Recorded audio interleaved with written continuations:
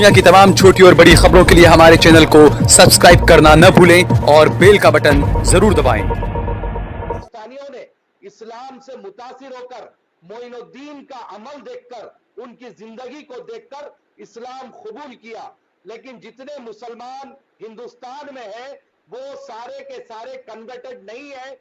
मौलाना साहब एक सवाल का मौलाना साहब आपने चिश्ती का नाम लिया। एक सेकंड, एक सफ में खड़े रहते हैं। आक्रांता चिश्ती आया, नहीं होता। आक्रांता चिश्ती आया के बाद होता है। दीन की लाइफ को देखते हुए लोगों ने इस्लाम को लुटेरा चिश्ती आया, उसके बाद धर्म बदले। लुटेरा चिश्ती आया, उसके बाद धर्म बदले। नहीं किया, कोई जबरदस्ती कबूल नहीं किया। ये बात क्लियर होना डॉक्टर चाहिए। त्रिवेदी, आज हम एक खास मुद्दे पर बात करेंगे, जिस तरीके से देश में गोदी मीडिया किस तरीके का जहर परोस रहा है, किस तरीके से धर्म के नाम पर जहर फैलाया जा रहा है। उसमें कुछ देखा नहीं जा रहा है कि वो किसके खिलाफ क्या बोल रहे हैं। टीवी चैनल्स में जो है वो बड़े बड़े एंकर्स सूट बूट पहनकर बैठते हैं, लेकिन वो काम क्या कर रहे हैं उसका एक जीता जागता नमूना जो है वो आज एक बड़े न्यूज़ चैनल के एंकर अमीश देवगन ने किया। आप सोचिए शुरुआत कहाँ से हुई। शुरुआत हुई सबसे पहले ख़ास समुदाय को निशाना बनाया गया, उसके बाद जो है वो तबलीग जमात पर आया गया, और उसके बाद अब जो है वो अमीश देवगन ने तमाम हदों को पार कर दिया है। अमीश देवगन ने जो है वो ख्वाजा मोइनुद्दीन चिश्ती रहमतुल्लाह अलैह के बारे में कुछ ऐसे अल्फाज बोले हैं जिससे ना कि सिर्फ मुसलमानों को बल्कि हिंदू, मुस्लिम, सिख, ईसाई ऐसे करोड़ों लोगों को जो है वो ठेस पहुंची है जो अजमेर की दरगाह पर अपना माथा टेकने के लिए जाते थे, उनको जो है वहाँ पर ठेस पहुँची है। ख़ास बात यह है कि जब अमीश देवगन डिबेट कर रहे थे और जिस वक्त उन्होंने जो अल्फाज का इस्तेमाल किया, बीजेपी के नेता, बीजेपी के सांसद सुधांशु त्रिवेदी खुद उस डिबेट में मौजूद थे। तो ये माना जाए कि क्या कहीं ना कहीं जानबूझकर जहर को फैलाया जा रहा है, कि आपकी थाली तक जानबूझकर गोदी मीडिया वो जहर परोस रहा है जिससे कि आप दंगाई बने, जिससे कि आपके दिलों में नफ़रतें पैदा की जाए। इसी ख़ास मौजू पर बात करने के लिए हमारे साथ में मौलाना अब्दुल रज़ाक साहब हमारे साथ में हैं। इसके अलावा जो है वो सूफ़ी मुशाहिद अहमद चिश्तिया हमारे साथ में हैं। इनसे हम इस मसले पर बात करेंगे कि जिस तरीके से गोदी मीडिया है किस तरीके की हदों को पार कर रहा है। सबसे पहले हम सूफ़ी साहब से बात करना चाहेंगे। सूफ़ी साहब, जिस तरीके से गोदी मीडिया का जो रोल रहा है, आज जो बयान दिया अमीश देवगन, आज जिस तरीके की डिबेट में, टीवी डिबेट में जो जहर अफशानी की गई एक तरह से उसको कहेंगे, और जो अल्फाज उन्होंने, जिन अल्फाज का इस्तेमाल किया वो वाकई में नाकाबिले बर्दाश्त हैं। क्या कहेंगे आप इस पूरे मामले पर? ये जो अल्फाज इस्तेमाल किए हैं उन्होंने, ये सही मायनों में तो ये हिंदुस्तान की एक संस्कृति के लिए बहुत शर्म वाली बात है।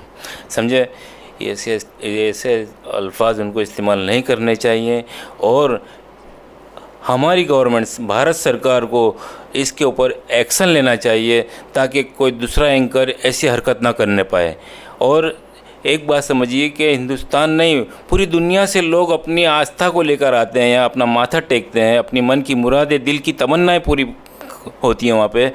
तो समझो कि ये बर्दाश्त के काबिल के बाहर की बात है।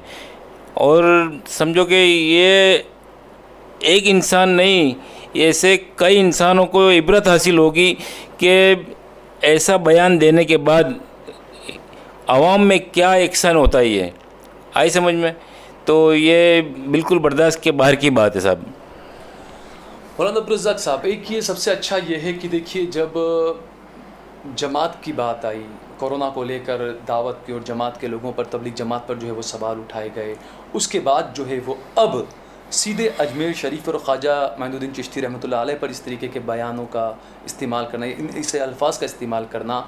ख़ास बात यह है कि आज यहाँ पर मसलक नहीं देखा जा रहा है। आज हर मुसलमान जो है वो इस मुद्दे को लेकर एक प्लेटफॉर्म पर खड़ा है कि इस तरीके के बयान नहीं दिए जाने चाहिए। क्या कहेंगे आप? सबसे पहला सवाल सहल साहब ये है कि क्या लीगल राइट्स का और फ्री स्पीच का मतलब ये होता है, फ्रीडम ऑफ स्पीच का मतलब ये होता है कि एक इंसान जो मर्ज़ी आए बोलें, वो किसी न मज़हब की परवाह करें, ना किसी मसलक की परवाह करें, ना लोगों की आस्थाओं की परवाह करें, कि वो अपनी मर्ज़ी के मुताबिक जो चाहेगा बोलेगा।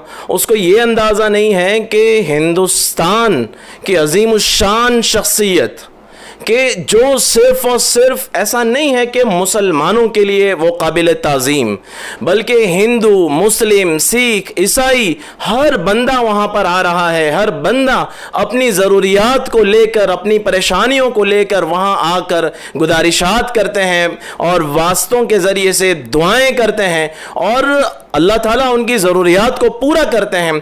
तो ये कोई एक चीज़ नहीं है कि जिसको मतलब उन्होंने कह दिया, बल्कि पूरी के पूरी इंसानियत की सद्भावनाओं को ठेस पहुंचाई है। और वो ऐसा नहीं है कि उन्होंने सिर्फ एक मजहबी काम किया है, बल्कि 800 साल कोई मामूली बात नहीं होती। 800 साल की तारीख मौजूद है कि वहाँ का लंगर, वहाँ का खाना खिलाना, वहाँ की देग के अंदर खाने का पकना, ये हज़ारों नहीं, लाखों नहीं, करोड़ों लोगों ने वहाँ पर आकर अपना खाने को खाया है और करोड़ों लोगों की ज़रूरतों को खास बात तो ये कि हर धर्म के लोग वहाँ पर, हर धर्म के लोग बिल्कुल, हर धर्म के लोग, हर मसलक के लोग, और हर कोई एक अकीदत के साथ आता है। तो ये एक अकीदत के साथ एक खिलवाड़ किया गया है और इतने, यानी जो अल्फाज हम ज़बान से ले नहीं सकते, ऐसे अल्फाज की अदायगी, ये सिर्फ सूफ़ी तरीक़त के बुज़ुर्गों और सूफ़ी तरीक़त को मानने और पूजने वालों के लिए ये चीज़ तकलीफ़ दे नहीं है, बल्कि हर मसलक, आप देखेंगे कि हर मसलक के लोग इसके ऊपर एक्शन उठाएंगे और अपनी कानून के दायरे के अंदर रहते हुए जो भी इसके लीगल एक्शंस है वो लीगल एक्शन ज़रूर लिए जाएंगे। और पूरे हिंदुस्तान के हम सारे मुसलमानों से, हमारे हिंदू भाइयों से, हमारे सिख बिरादरियों से, सिख बिरादरी के हमारे सारे भाइयों से हम एक दरख्वास्त करते हैं कि बिल्कुल कड़क एक्शन लिया जाए, इनके खिलाफ कानूनी कार्रवाई की जाए और FIR दर्ज कराई जाए हर पुलिस स्टेशन के अंदर। और यहाँ पर हमने हमारे मोइनुद्दीन भाई के साथ भी बातचीत की है, इस सिलसिले के अंदर हमने ये तय किया है कि ज़रूर हम आइंदा कल CP ऑफिस जाएंगे और हम लीगल नोटिस देंगे और FIR दर्ज कराएंगे, क्योंकि ये एक बहुत बड़ा संगीन मामला किया गया है। पहले एक मजहब को टारगेट किया जाता है, उसके बाद एक पर्टिकुलर जमात को टारगेट किया जाता है, फिर हिंदुस्तान के सुल्तानुल औलिया सिराजुल हिंद ख्वाजा मोइनुद्दीन अजमेरी चिश्ती रहमतुल्लाह अलैह, जिनका लक़ब गरीब नवाज है, यानी हज़ारों नहीं, लाखों नहीं, कि उनके आस्थाने के ऊपर लाखों लोगों को अल्लाह ताला ने ऐसी नेमतें दी हैं कि जिनका तसव्वुर बयान नहीं किया जा सकता। और ऐसी शख्सियतों के बारे में ये फ्रीडम ऑफ स्पीच को लेकर ऐसी बातें करेंगे और न्यूज़ एंकर बोल रहा है जिसके मिलियंस ऑफ फॉलोअर्स हैं। तो ये हिंदुस्तान के अंदर एक तरह का मतलब माहौल को बिगाड़ना है और एक तरह का मतलब लोगों की भावनाओं का खिलवाड़ करना है। तो हम सरकार से भी अनुरोध करते हैं, सरकार से भी गुजारिश करते हैं कि ऐसे एंकर को लोगों के लिए इबरत का नमूना बनाना चाहिए। और हम न्यूज़ इंडिया से भी गुजारिश करते हैं कि न्यूज़ इंडिया के जो भी ऑनर हैं वो जल्द अज जल्द कार्रवाई करें और इन्हें सस्पेंड करें, क्योंकि ये कोई मामूली बात नहीं और एक मरतबा की बात नहीं है। गोदी मीडिया का एक मिजाज बन गया है कि जैसे उन्हें मौका मिलता है गलत न्यूज़ को सही न्यूज़ बताकर लोगों के सामने नफरत का माहौल पैदा करना। और ये हिंदुस्तान की परिस्थिति बिगड़ती जा रही है। कोरोना के संकट से भी हम बाहर नहीं निकले, हमें नहीं मालूम कहीं ये चाइना की न्यूज़ को लोगों के अंदर ना फैलाया जाए। और चाइना की न्यूज़, जो चाइना ने जालिमाना हरकत की है, हमारे जो जवान शहीद हुए हैं, हमारा दिल दुख रहा है इसके ऊपर कि वहाँ पर एक्शन लेने के बजाय आज देश परेशान हाली का शिकार है। तो बजाय वहां उनको जवाब देने के हम हमारे देश के अंदर आपस का बंटवारा कर रहे हैं और ऐसी चीजें फैला रहे हैं जिसके जरिए से लोगों के अंदर नफरतों की आंख भड़काई जाए।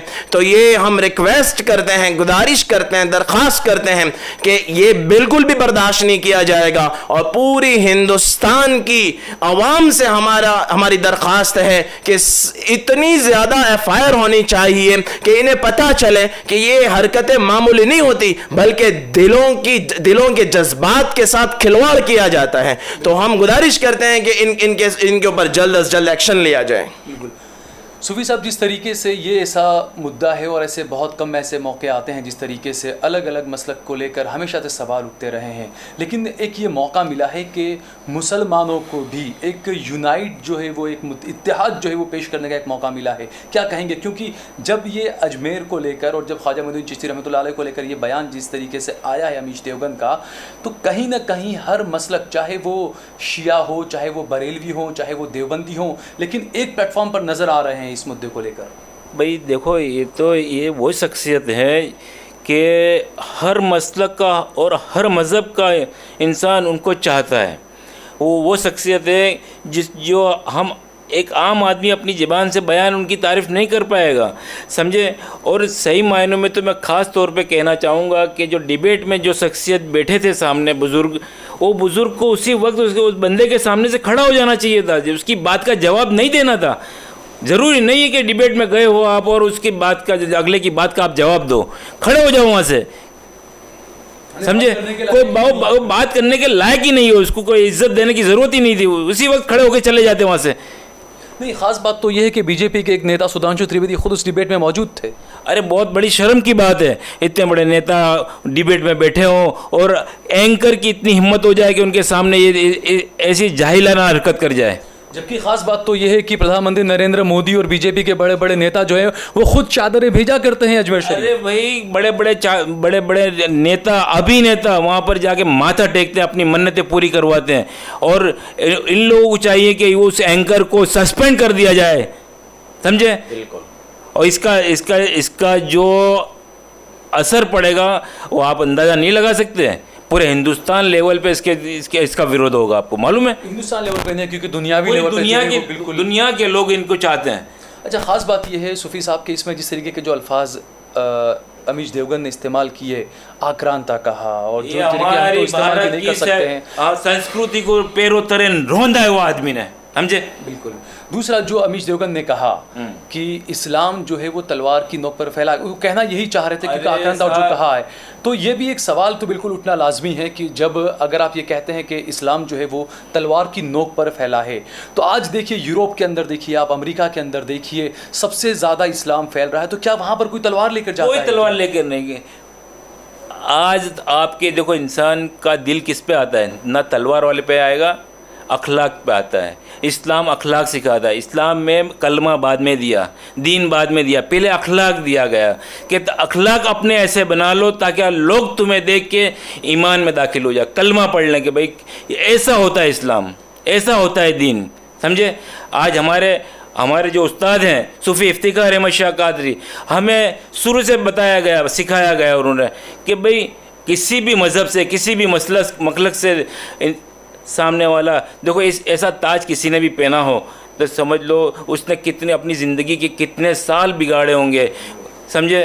तो उसने कितनी अपनी ज़िंदगी में कुर्बानियाँ दी होंगी, तो उसका अपमान कर लो, उसका रिस्पेक्ट करो, समझे, कि उसको कभी इज्जत नहीं दे सकते तो बेइज्जती भी मत दो। आए समझ में।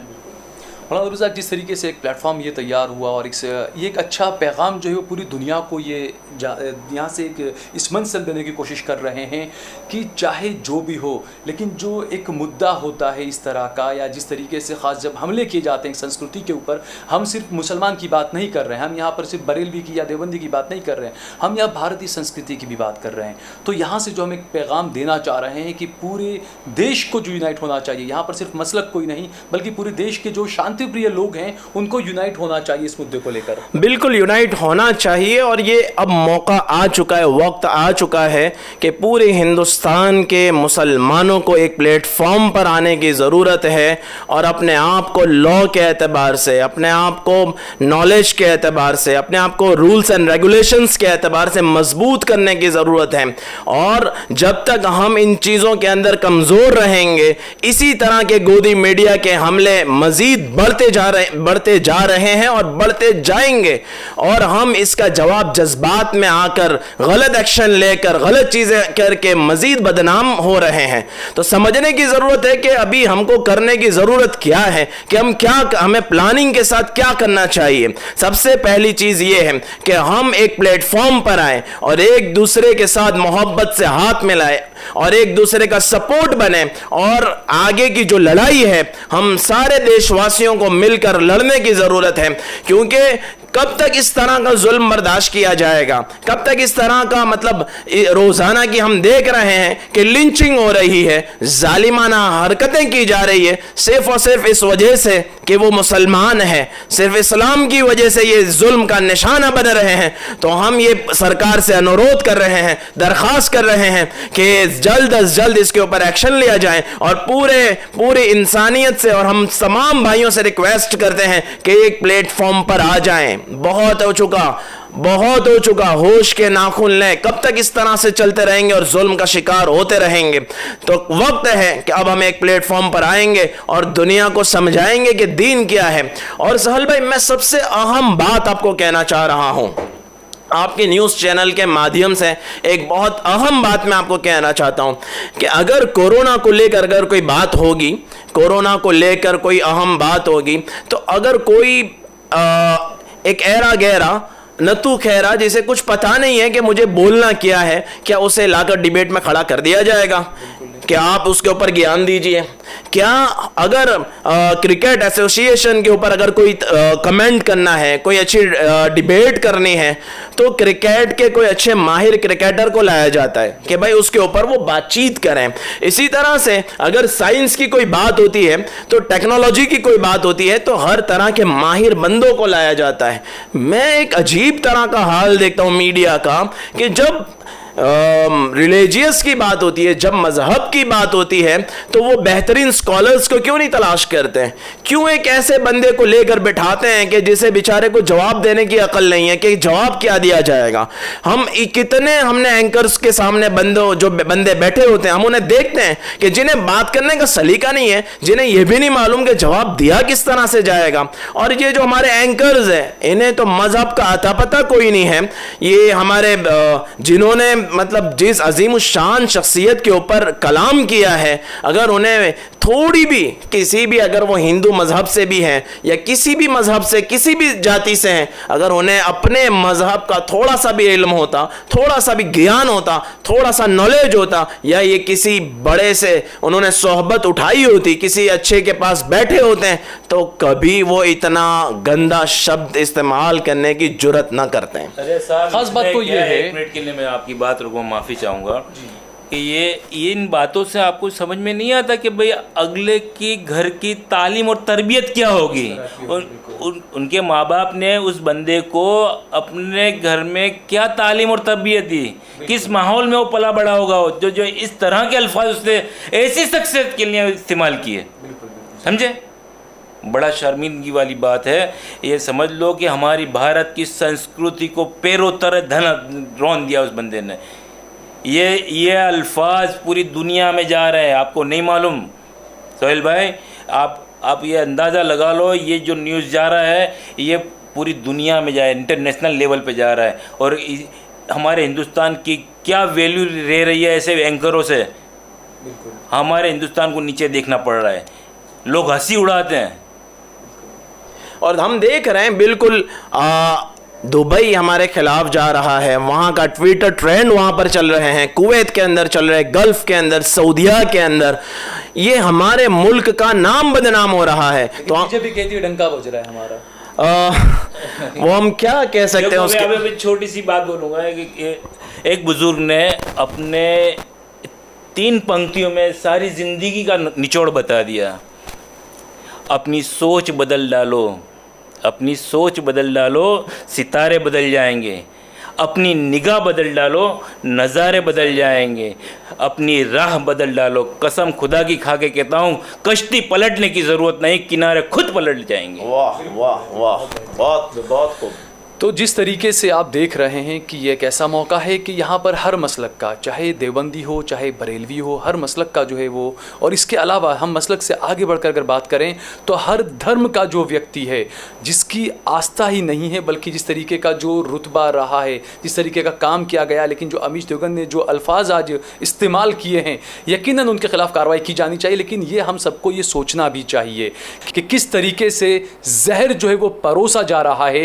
हिंदुस्तान की हवा में, हिंदुस्तान की फिज़ा में किस तरीके से जहर को घोला जा रहा है, ये हम सभी को समझना चाहिए। आप देख रहे हैं देश लाइव, देश की आवाज़।